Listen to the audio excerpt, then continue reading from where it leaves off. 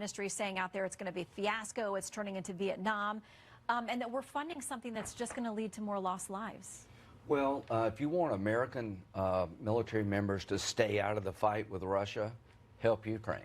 If they go into a NATO nation, Russia, we're in a fight. So with all due respect to Senator Vance, he's wrong.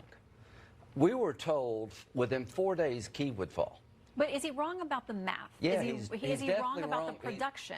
He's wrong about the whole concept that we can't deal with multiple problems. In World War II, we fought the Germans and the Japanese. We have an industrial base that needs to be retooled. But the Ukrainian military, with our help, has killed about 50% of the combat power of the Russians.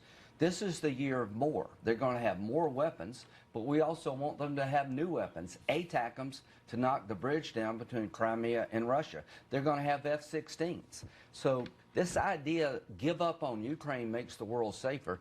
If you pull the plug on Ukraine because you don't have enough capability, there goes Taiwan. The Ukrainians are fighting like tigers. This aid package has a loan component to it. This would not have passed without Donald Trump. I want to thank the House Speaker and Hakeem Jeffries working together in a bipartisan fashion to give weapons to Ukraine to fight a fight that matters to us. And President Trump has created a loan component to this package that gives us leverage down the road. So this idea that we can't help Ukraine, Israel, and Taiwan at the same time, I reject that. I reject it totally. Okay, well, let me... And he's wrong on the numbers also because the Defense Production Act, which we used in the Korean War, can convert civilian production capacity to produce the artillery, the vehicles, all of the stuff that the industrial base can and will produce if it's given the right demand signal. And we know on the Armed Services Committee where I serve that Something I've noticed, why is Moscow Marge not attacking Lindsey Graham? Just asking that question because it's really weird. Lindsey Graham is saying stuff which is probably rubber stamping what Speaker Johnson says to infinity. So it just goes to show that Marjorie isn't really that bothered about the rhetoric, the conversation. This is all about her self-ambition. I think she would like to be the Speaker, which would be the best way of going into the election. Marjorie Taylor Greene as Speaker. After finally passing a foreign aid package that is now headed to the U.S. Senate, my panel joins me now. Nice to see you all. And we have a real live, actual House Republican congressman here, Tony Gonzalez of Texas. So you voted yes on the foreign aid package. Do you have confidence that at this point, given that it is still possible that Marjorie Taylor Greene will push to kick him out of the Speaker's chair, that he can survive? He will survive. Look, the House is a rough and rowdy place, but Mike Johnson is going to be just fine. I served 20 years in the military. It's my absolute honor to be in Congress, but I serve with some real scumbags. Look, Matt Gaetz, he paid minors to have sex with him at drug parties. Bob Good endorsed my opponent, a known neo-Nazi. These people used to walk around with white hoods at night. Now they're walking around with white hoods in the daytime. What didn't surprise me that some of these folks voted against aid to Israel, but I was encouraged to see by a nearly 10-to-1 mark that Republicans supported our allies on the battlefield. Wow. Okay. I should say that the federal government did look into Matt Gaetz and those allegations, and they decided not to prosecute.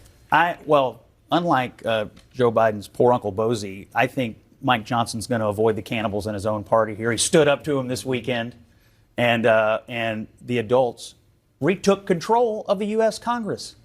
And I think people got sick and tired, he's one of them, of Marjorie Taylor Greene being in charge of their life. And they just finally said no.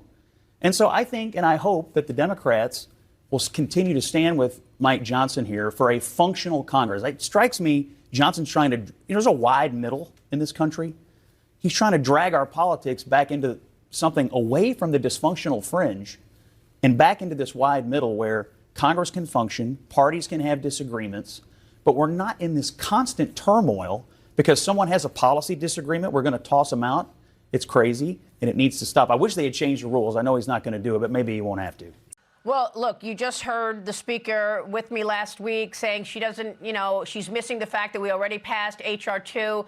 But I think, some of the criticism is because even, and by the way, you're getting criticized on the left, on the right, in the media, everybody, a lot of people are criticizing you. And the reason that they are is because they're saying that you're creating drama during this election year. How is this leading to re-electing President Trump? How is this leading to the American people believing that the Republicans can govern?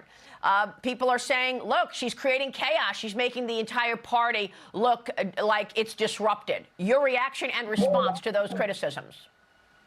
Yeah, those that are calling this drama are the very people that are responsible for the drama that the American people are having to live through every single day. Those on the left, those on the right, the uniparty that's in control of our government are the ones that have inflicted the American people with nearly $35 trillion in debt, ripped their border wide open, and refuse. Speaker Johnson refuses to use his power as Speaker of the House to do any type of negotiating to secure the southern border and stop the madness in our country. The people criticizing me are not the American people. The American people agree with me, and I've talked to them, and I've seen it all over. They are outraged, and what they're saying is they don't want to vote for Republicans anymore because in their eyes, their opinion, and how they feel and how they're treated, the Republican Party in charge right now is no different than the Democrat Party. It's one big uniparty that serves the world first and America last. So I really could care less about their criticism. They didn't send me to Washington. I do not work for them. As a matter of fact, I came to Washington because I myself, as a regular American, was fed up with the uniparty as well. So you want to know something? I don't apologize for standing firm in my belief and my faith and my absolute allegiance to the United States of America.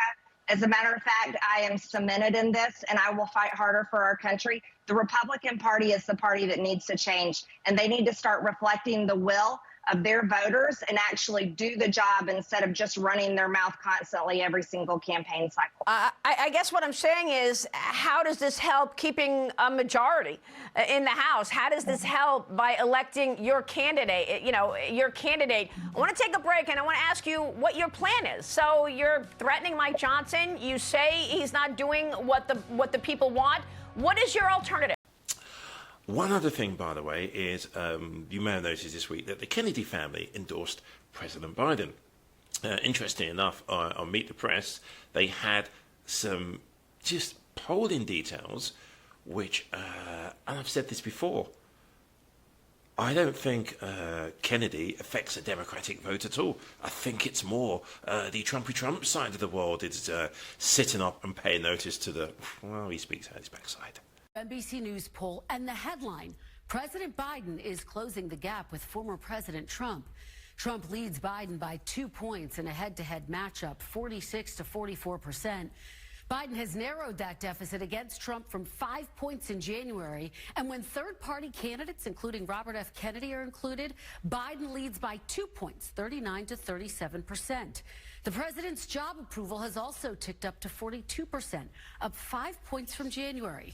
The last time we've seen a 5-point increase for an incumbent president in their re-election year was Bill Clinton in 1996. There are still troubling numbers in the poll for Biden. He trails Trump by 22 points on dealing with inflation and the cost. Talking about this as if it's a binary choice, and the whole point in Michigan, and perhaps as we see the other states decide who's going to be on the ballot, other swing states, it's not a binary choice. And RFK Jr. does provide a third way for people who just don't like what Joe Biden, or even Donald Trump for that matter, but in this particular case, it's Joe Biden I'm asking about, don't like what he's selling. I'm not suggesting there aren't other names on the ballot. I'm suggesting simply that when people go to the ballot box in November, they're going to see that there are really only two choices, because it's throwing away your vote if you're a Democrat and you vote for someone else on the ballot other than Joe Biden. And I believe that people will see that contrast of values that I'm talking about and understand that they've got to vote for Joe Biden if they want to make sure that the United States does not fall into the hands of someone who is, frankly, a sociopath, has been indicted 91 times, and is someone who would take this country backward.